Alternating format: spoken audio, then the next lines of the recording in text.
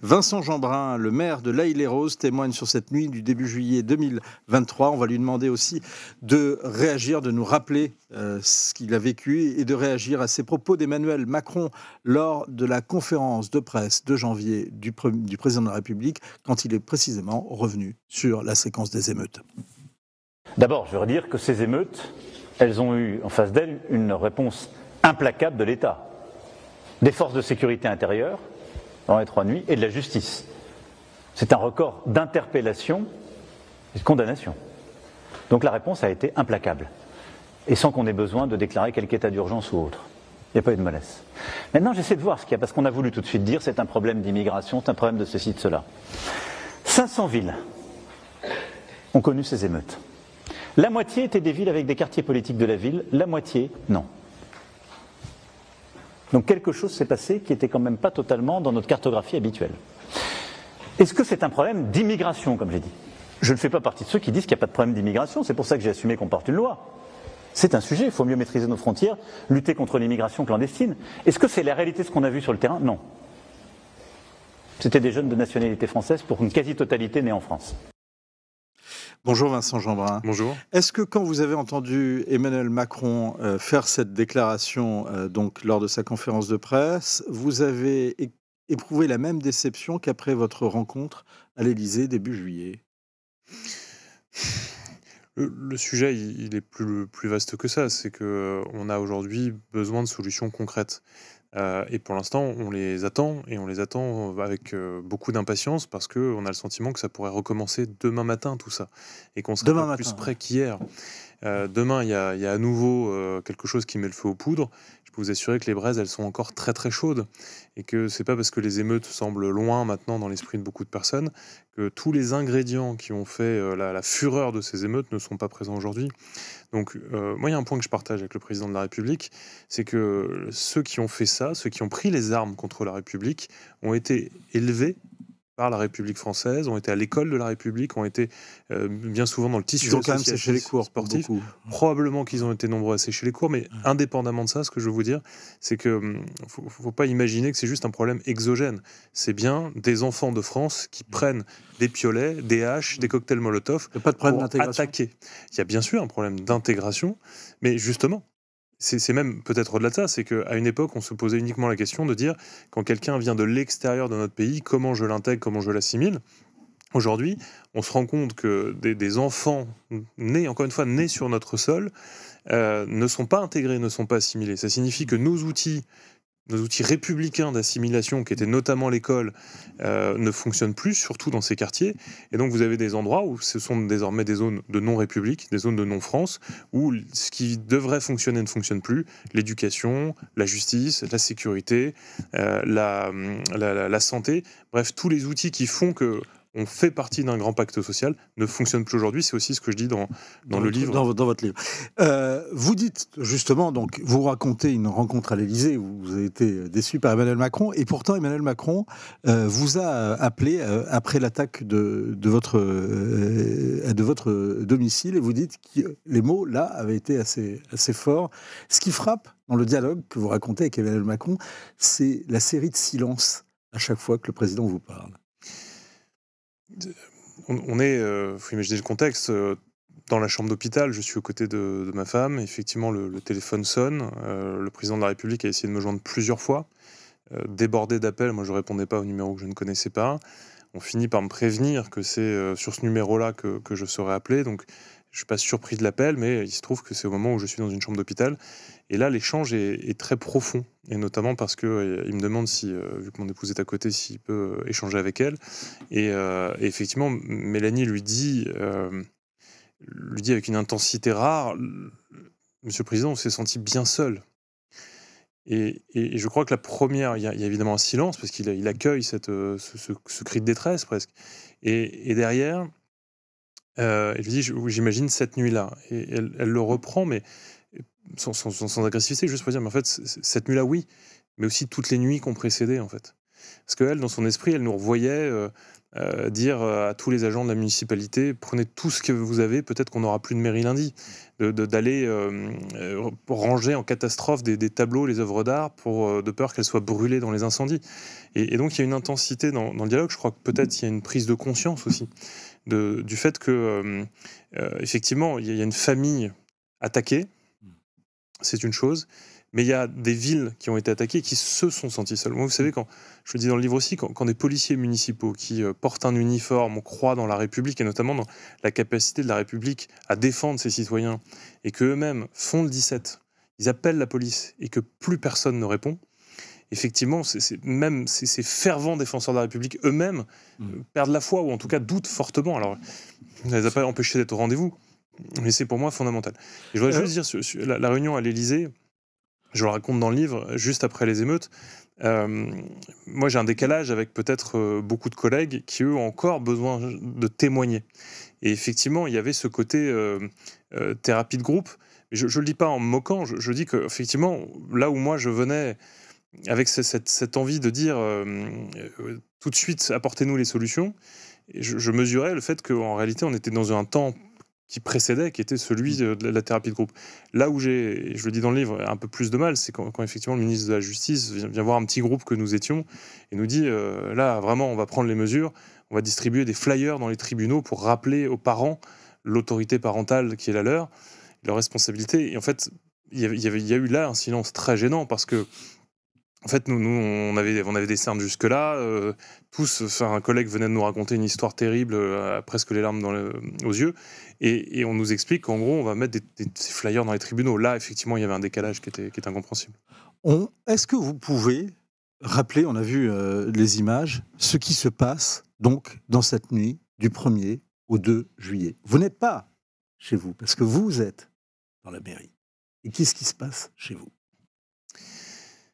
C'est toujours pas très simple de le raconter. Je l'ai fait dans le livre, après avoir beaucoup hésité, notamment parce que je pense qu'il est important que personne ne puisse oublier ce qui s'est passé et jusqu'où tout ça nous a conduit. Il y a évidemment l'histoire de ma famille, je peux vous en dire un mot, mais je crois qu'à travers ça, c'est surtout l'exemple du fait qu'il y a eu plein de familles attaquées et blessées. Et que là, il s'agit de la famille d'un maire, mais des gens qui ont souffert de ces émeutes et des gens qui souffrent des violences dans notre pays, il y en a tout le temps. Oui, mais est-ce qu'on n'attaque pas ce domicile parce que c'est le domicile du maire? De manière quasi certaine. Je suis effectivement à l'hôtel de ville, un hôtel de ville qui, depuis 48 heures, est barricadé derrière des barbelés. Et j'ai eu l'occasion de le dire, jamais je n'aurais imaginé, moi, enfant de cette ville, devenir maire pour prendre la décision de mettre des fils barbelés pour protéger l'édifice. Mais après, les scènes de guerre qu'on a vécues la veille et l'avant-veille, on n'a aucun doute. Si on ne les empêche pas de rentrer dans l'édifice, il n'y a plus de mairie. Il faut imaginer que dans le Val-de-Marne, mon département, il y a déjà eu plein de mairies qui ont brûlé partout autour. Et donc, on est aux premières loges. Et je le décris, il y a une espèce de silence dans la ville qui est presque aussi angoissant que les bruits de mortiers qui étaient là les nuits précédentes. Et moi, il y a quand même quelque chose qui est angoissant. Et pour autant, mon directeur de cabinet me dit peut-être qu'à l'inverse, c'est que ça y est, on a gagné. C'est vrai que la veille, on a enfin eu des renforts. Donc la BRI qui est venue disperser à coups de grenades lacrymogènes. Vous le racontez très bien. Ouais. Donc là, on se dit, il y a peut-être un espoir. Et pour moi, ça finit par m'autoriser une forme de soulagement. Et je vais jusqu'à me reposer, effectivement. Je m'assois dans le canapé que j'ai dans mon bureau de maire. Et je m'assoupis quasiment. Enfin, vraiment, je me relaxe, je me détends après des nuits blanches d'affilée. Et c'est vrai que, je le dis dans le livre, je vois le visage de ma femme apparaître sur le téléphone. Et comme vous pouvez l'imaginer, la voiture bélier venait de percuter la clôture et des flammes étaient déjà en train de ravager l'avant de la maison, enfin le jardin.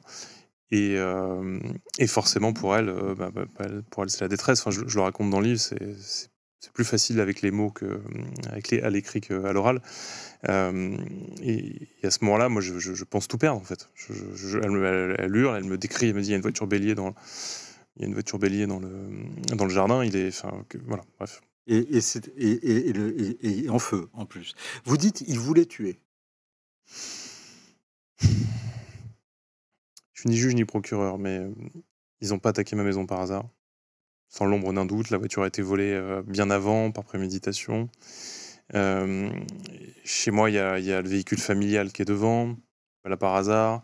Ils se rendent compte qu'il y a des gens dedans très rapidement et ça ne les arrête absolument pas. Au contraire, la voiture bélier ayant été arrêtée, parce que encore une fois, on a beaucoup de chance dans cette affaire, parce que la voiture bélier est arrêtée dans les escaliers en pierre.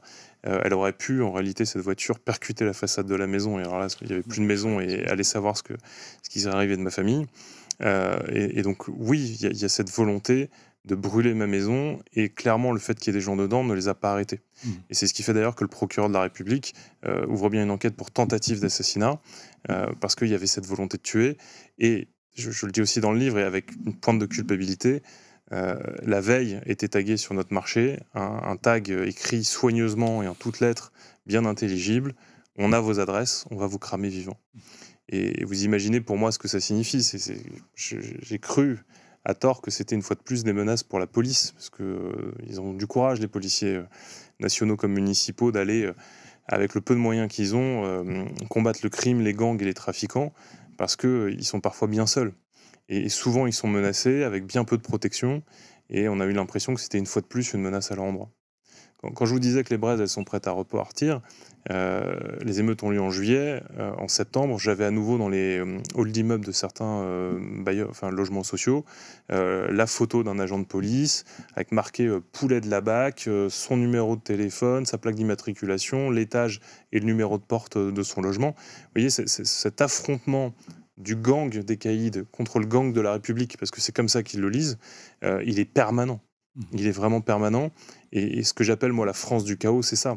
Dans le livre, je parle des deux France, parce qu'il y a une France du chaos qui menace l'ordre républicain, avec la menace, j'allais dire, physique, concrète. Les mafias, les caïds qui tiennent les quartiers et qui attaquent nos centres-villes désormais. Et puis, il y a aussi cette France du chaos idéologique qui vient soit par idéologie religieuse séparatiste, soit parfois par des théories folles, wokistes, extrémistes, venir déstabiliser aussi notre société. Et pendant longtemps, on a cru qu'il n'y avait pas besoin de défendre la République, parce que c'était tellement merveilleux, la République, qu'elle s'imposait d'elle-même. Et moi, tout ce qui m'est arrivé à moi et à ma famille me fait dire que cette République que je chéris, en fait, elle est fragile, je crois même qu'elle est mortelle, et que si on veut la préserver, il faut maintenant qu'on s'engage, qu'on rentre dans le camp du sursaut et qu'on la défende. Alors, il y a le camp du sursaut. Il y a une personne que vous citez, qu'on cite depuis le début de cet entretien, qui est centrale, qui est capitale dans votre histoire, dans ce drame. Une personne qui force l'admiration. Elle s'appelle Mélanie, et c'est votre épouse.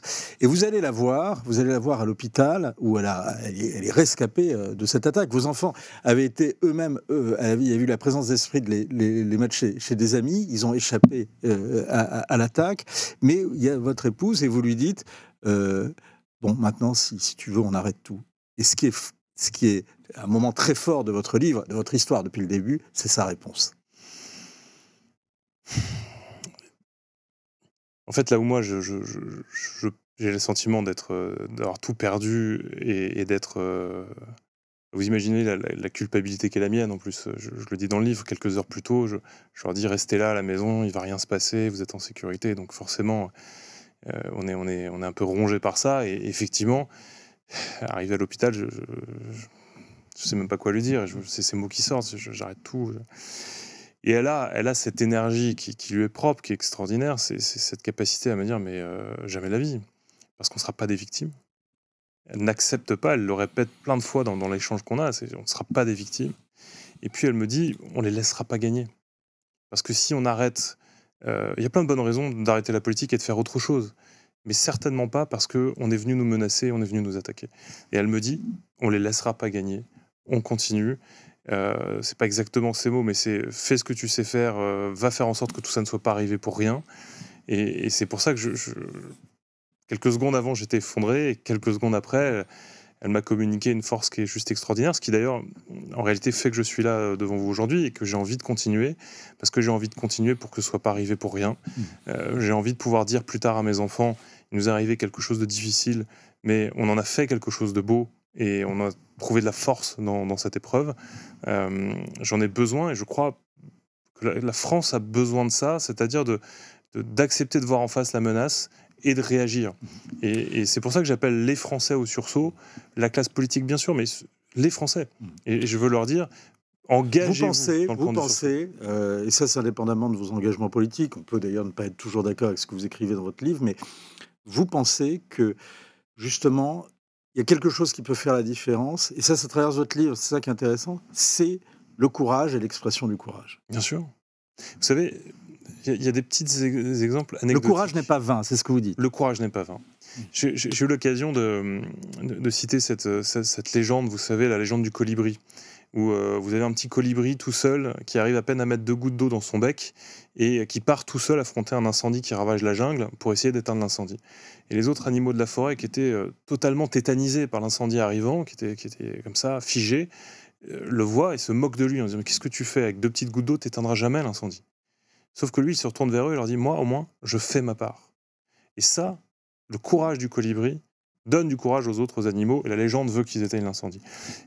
Quand on a les émeutes qui ravagent le centre-ville de l'Île-et-Rose, vous avez 2 commerçants de la boulangerie du centre-ville qui dormaient dans leur boutique pour la protéger, qui sortent malgré les cocktails Molotov, malgré les bruits de tirs de mortier partout autour, parce qu'ils voient que l'agence immobilière en face est en train de prendre feu, et avec des contenants, un seau, un truc, vont éteindre. J'ai ce monsieur qui, pareil, avec un saladier du haut de son balcon, éteint la poubelle qui menace de brûler le hall d'immeuble. Il prend son courage à deux mains. J'ai des personnes qui rentrent dans la halle. C'est cette France-là dont vous parlez, qui fait face à dignité, bien sûr. Qui fait face aux épreuves avec dignité. C'est ça. Et ils ont sauvé des vies, probablement, ils ont sauvé des bâtiments, et des gens comme ça, il y en a tous les jours. C'est aussi l'enseignant qui garde la foi dans un quartier populaire difficile, où tout dysfonctionne autour de lui, mais il se dit, si j'en sauve ne serait-ce qu'un seul, alors j'aurais fait ma part. Vous citez d'ailleurs des exemples d'écoles et des exemples de modèles d'enseignement. Je trouvais ça intéressant. Vous citez notamment les écoles Espérance Banlieue et les écoles Espérance Ruralité. Oui, tout à fait. Moi, je suis également élu à la région Île-de-France. Et on a la chance d'avoir les premières écoles Espérance Banlieue sur notre territoire. Ces écoles, il peut en exister d'autres. J'ai parlé de celle-là parce que j'ai eu la chance d'aller les visiter et de les connaître.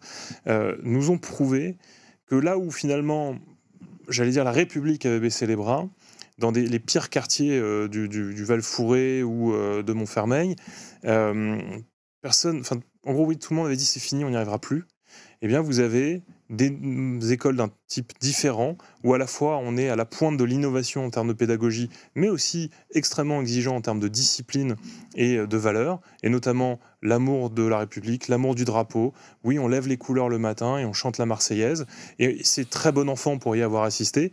Eh bien, ces écoles-là ont réussi à ramener des gamins dans le giron de la société française et de la République, là où c'est le pire. Et moi, je prends ça pour modèle parce que, et c'est ce qui fait d'ailleurs que j'ai de l'espoir, je suis convaincu que si on se concentre tous et qu'on est capable d'aller réparer l'école, la santé, la sécurité, la justice dans ces quartiers-là, alors on pourra réparer ce qu'il y a de pire, donc ce sera presque facile de réparer là où c'est cassé ailleurs. Et d'un mot, moi j'ai interpellé chez vos confrères le gouvernement sur un dispositif. On a réussi en 5 ans à rebâtir Notre-Dame. Et on l'a fait, pas parce qu'on a déversé beaucoup d'argent, il y a de l'argent bien sûr, mais surtout parce qu'on a déréglementé. Ce qui fait qu'on a réussi à réparer si vite, c'est parce qu'on s'est autorisé à innover, aller plus vite. Et donc, j'appelle, moi, à un Notre-Dame des quartiers populaires, où on doit pouvoir se dire, c'est pas une fatalité ces quartiers ghettos, c'est pas une fatalité d'avoir 5 à 6 millions de Français qui sont pris en otage tous les jours par des caïds et des mafias. Faisons un Notre-Dame, mais qui, encore une fois, n'est pas déverser encore de l'argent sur les quartiers, c'est vraiment se donner le courage politique de prendre des décisions. Merci beaucoup Vincent Jeanbrun. J'ai une toute dernière question. Comment va votre épouse? Comment vont vos enfants? Mieux. Merci beaucoup. Les deux France, celle du chaos, celle du sursaut. C'est un livre absolument allié. Vous êtes issu d'ailleurs d'un milieu populaire, hissé à la force du poignet. Vous avez vécu en cité. Votre père était chauffeur-livreur avant de finir directeur de vente.